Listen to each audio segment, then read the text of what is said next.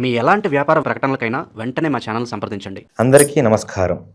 మన ఛానల్ వీక్షిస్తున్న వారు, వాళ్ళ కుటుంబ సభ్యులు అందరూ కూడా చల్లగా, సంతోషంగా ఉండాలని నా మనస్ఫూర్తిగా ఆ సురా 33 కోట్ల దేవతలకు ప్రార్థిస్తున్నాను. అయితే ఈ రోజున మనం వృషభ రాశి వారికి ఫిబ్రవరి మాసంలో ఏ విధానంగా ఉండబోతుంది, వారి యొక్క జీవిత సంకల్పం అనేది ఎలా తిరగబోతుంది, వాళ్ళకి అదృష్టం అనేది ఎంతవరకు ఉంది, వాళ్ళు చేసేటటువంటి పనులలో వాళ్ళు ఏం చేసుకుంటే వాళ్ళు సక్సెస్ అవ్వగలుగుతారు అను పలు రకాలైనటువంటి విషయాల గురించి పూర్తిగా మనం డిస్కస్ చేద్దాం. ఈ వీడియోని మీరు చివరి వరకు చూసినట్టుగా అయితే మీకు అన్ని విషయాల గురించి పూర్తి క్లారిటీ అనేది వస్తుంది. ముఖ్యంగా ఈ వృషభ రాశికి చెందినటువంటి వాళ్ళల్లో వైవాహిక జీవితంలో ఉన్నటువంటి యొక్క మనుషులు ఎవరైతే ఉంటారో వాళ్ళు భార్యాభర్తల మధ్య అవగాహనని పెంచుకొని వీళ్ళ మధ్య అండర్స్టాండింగ్ అనేది పెరిగేటటువంటి ఏర్పాటు అనేది జరుగుతుంది.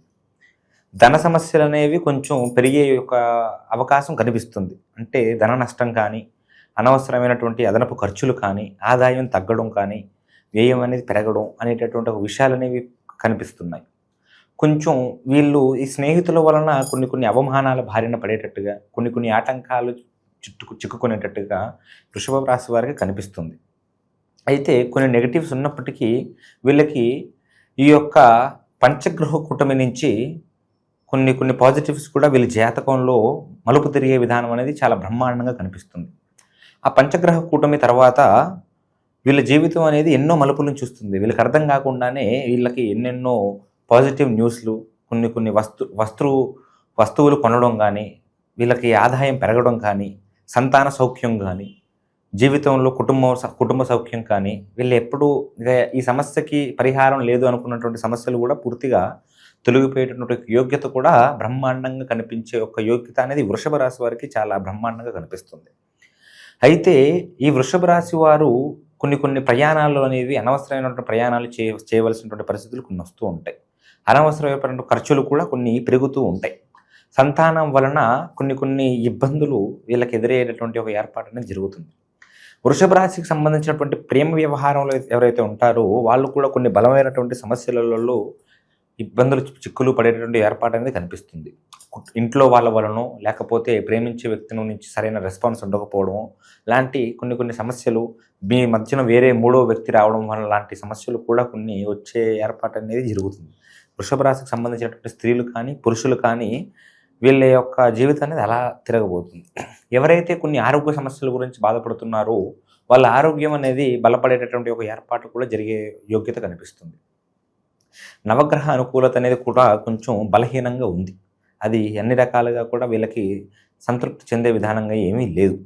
వీళ్ళు అనుకుంటున్నటువంటి పనులు కూడా కొన్ని ఆగిపోవడం, ఆటంకం ఏదో విధానంగా రావడం, కొన్ని ఏమో మన మంచి కోసం ఆగిపోతే కొన్ని మనకి మంచి జరగకుండా ఆగిపోయేటటువంటి పరిస్థితులు కూడా కొన్ని ఉన్నాయి. కాకపోతే మీరు స్నేహితుల వలన మీకు కొంచెం లాభమే ఉంది. మీ యొక్క స్నేహ సంఘంలో ఎవరైతే ఉంటారో వాళ్ళందరితో మీరు డెవలప్ అయ్యేటటువంటి ఒక సూచనలు అనేవి మీకు కనిపించేది కూడా చాలా బ్రహ్మాండంగా కనిపిస్తుంది. కాకపోతే అది మీరు సెలెక్ట్ చేసుకోవాలి. ఎవరితో మీరు స్నేహం చేయాలి అనేటువంటి విషయం కూడా మీరు సెలెక్ట్ చేసుకొని దాంట్లో ముందు అడుగు వేస్తే తప్ప మీకు సక్సెస్ కనిపించే ఏర్పాటు అనేది జరగట్లేదు. అయితే ఉద్యోగానికి, వ్యాపారానికి సంబంధించినటువంటి వ్యక్తులు ఎవరైతే ఉంటారో దాంట్లో కొంచెం ప్రయత్నం చేస్తున్న వాళ్ళు, చిన్న ఉద్యోగం చేస్తున్న వాళ్ళు, ప్రమోషన్ల గురించి లేకపోతే వేరే ఒక బలమైన ఒక ఉద్యోగం గురించి ప్రయత్నిస్తున్న వారు, వ్యాపార రంగంలో వాళ్ళు చేస్తున్నటువంటి వ్యాపారంలో ఇంకా వృద్ధి చెందేటటువంటి వాళ్ళు, అటువంటి వ్యక్తులకి ఈ యొక్క మాసం 15 రోజుల తర్వాత నుంచి బ్రహ్మాండంగా ఉండే ఒక ఏర్పాటు అనేది కనిపిస్తుంది. ఫస్ట్ 15 డేస్ అనేది కొంచెం ఇబ్బందుల పరంగా ఉన్నా కానీ దాని తర్వాత కొంచెం వీళ్ళు చేసేటటువంటి పనులు వీళ్ళకి అనుకూలించడం, వీళ్ళకి కొన్ని గుడ్ న్యూస్లు వినిపించడం, శుభవార్తలు వినిపించడం అనే ఒక యోగ్యత కూడా కనిపించే ఒక మార్గం అనేది చాలా బ్రహ్మాండంగా ఉంటుంది. ఈ వృషభ రాశికి సంబంధించినటువంటి వ్యక్తులు ఎవరైతే ఉంటారో విదేశీ ప్రయాణాలు చేద్దాం అనుకున్న వాళ్ళు, లేకపోతే రియల్ ఎస్టేట్ రంగంలో ఉన్నవాళ్ళు, రాజకీయంలో ఉన్నవారు, వాళ్ళకి కొన్ని నెగటివ్గానే ఉంటుంది. ఎందుకంటే అవి కొంచెం పెద్ద సమస్యలు. వీళ్ళు అనుకుంటున్నటువంటి పనులలో అవి జీవితంలో ఒక బలమైనటువంటి మెట్టు.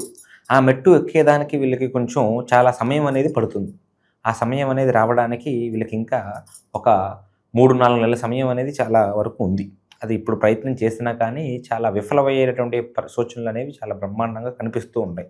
అందుకని మీరు చేసేటటువంటి పనులలో కొంచెం ఒక మెట్టు 2 మెట్లు ఎదుగుకుంటూ అలాగా వెళుతూ ఉంటే మీకు అన్ని రకాలుగా కూడా బాగుంటుంది. ఒకటేసారి పెద్ద పెద్ద ప్రయత్నాలు చేస్తే మీకు అన్ని రకాలుగా అనుకూలించే విధానం అనేది కనిపించడం లేదు. కుటుంబంలో అన్నదమ్ములు కలయిక కానీ, పాత స్నేహాలు కలయిక కానీ జరిగేటటువంటి ఒక అవకాశం అనేది ఈ యొక్క వృషభ రాశికి సంబంధించినటువంటి వాళ్ళకి బ్రహ్మాండంగా జరిగే విధానం అనేది కనిపిస్తుంది.